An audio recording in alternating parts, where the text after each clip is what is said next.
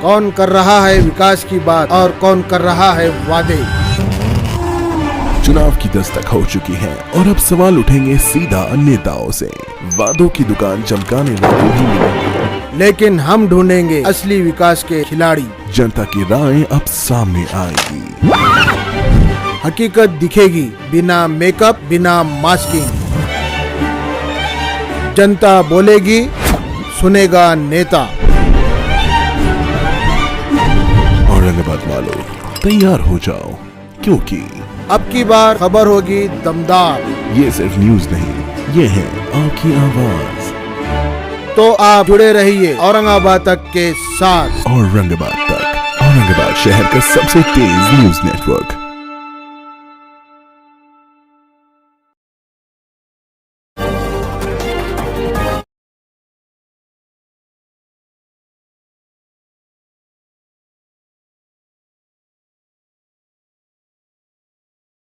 वंचित बहुजन आघाडीचे प्रभाग क्रमांक 9 चे उमेदवार वंचित बहुजन आघाडीचे कलीम कुरेशी यांच्यावर 2 दिवसापूर्वी पोलीस प्रशासनावर दबाव आणून त्या ठिकाणी गुन्हे दाखल करण्यात आले। त्याचबरोबर काही आणखी आमच्या मुस्लिम बांधवांवर 20-25 मुलांवर गुन्हे दाखल करण्यात आले, त्यांना अरेस्ट केलंय, त्यांना सेंट्रल जेललाही पाठवण्यात आलेलं आहे। त्यानंतर आमचे उमेदवार हे माननीय न्यायालयात गेले, माननीय न्यायालयातून त्यांनी अँटीसेप्टिक बेल घेतली। परंतु या ठिकाणी जी चर्चा चालू आहे किंवा माजी खासदार इम्तियाज जलील यांनी जे आज मीडियाला सांगण्यात आलेलं आहे की कोर्ट अशा लोकांवर मेहरबान होतंय। खरं म्हटलं तर या देशात संविधान आहे, न्यायपालिका आहे आणि न्यायपालिकेने दिलेला जो निकाल आहे त्याला आपल्याला ऍक्सेप्ट करावा लागतो। आणि जर आपल्याला वाटत असेल तर आपण त्याच्या वरती कोर्टात जाऊ शकतो, परंतु न्यायालयावर आपण अशी ताशेरे ओढू शकत नाही। परंतु आता सुद्धा त्यांनी या ठिकाणी न्यायालयावर बोट ठेवण्याचं काम त्या ठिकाणी केलेलं आहे।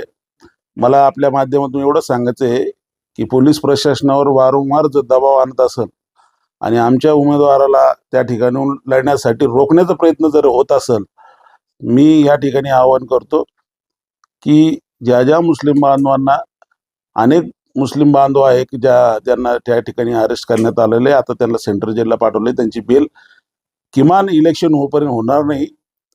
मी आपल्याला आपल्या माध्यमातून एवढं सांगेन की वंचित बहुजन आघाडी बी जसं तुम्ही मोर्चा काढण्याची भाषा करत असाल तर वंचित बहुजन आघाडी बी रस्त्यावर उतरत, संपूर्ण आंबेडकर चळवळ रस्त्यावर उतरत आणि या ठिकाणी पोलीस प्रशासनावर आपण जे दबाव आणत असेल ते कदापि खपून घेतला जाणार नाही। पोलीस प्रशासन सुद्धा त्या ठिकाणी शेवटच्या बेलचं जे प्रक्रिया चालू होती कोर्टात, शेवटच्या टायमाला येऊन त्या ठिकाणी 110 सारखी एक कलम त्या ठिकाणी ऍड करण्यात आलेली आहे, ती सुद्धा त्या ठिकाणी लावून यांना बेल मिळू नये या पद्धतीने पोलीस प्रशासनाने काम केलेलं आहे। परंतु मान्य न्यायालयाचा जो निकाल आहे तो आम्हाला मान्य आहे। मान्य न्यायालयाने यांना अँटीसेप्टिक बेल दिलेली आहे। माझं एवढंच आव्हान आहे की या ठिकाणी आमच्या वंचित बहुजन आघाडीच्या उमेदवाराला कोणी खोटे नाटे गुन्हे दाखल करून अटकवण्याचा प्रयत्न जर केला तर वंचित बहुजन आघाडी सुद्धा रस्त्यावर उतरल्याशिवाय राहणार नाही। औरंगाबाद के YouTube चैनल औरंगाबाद तक ये बड़ी खूबी से न्यूज़ देते हैं, अच्छी न्यूज़ देते हैं, बेधड़क न्यूज़ देते हैं और इसी तरह से उन्होंने अपनी बात को लोगों के सामने रखना चाहिए। मैं औरंगाबाद तक को धन्यवाद देता हूं और उम्मीद भी करता हूं कि ये आने वाले दिनों में औरंगाबाद शहर और ज़िले का सबसे बड़ा चैनल हो। यही मेरी शुभकामना।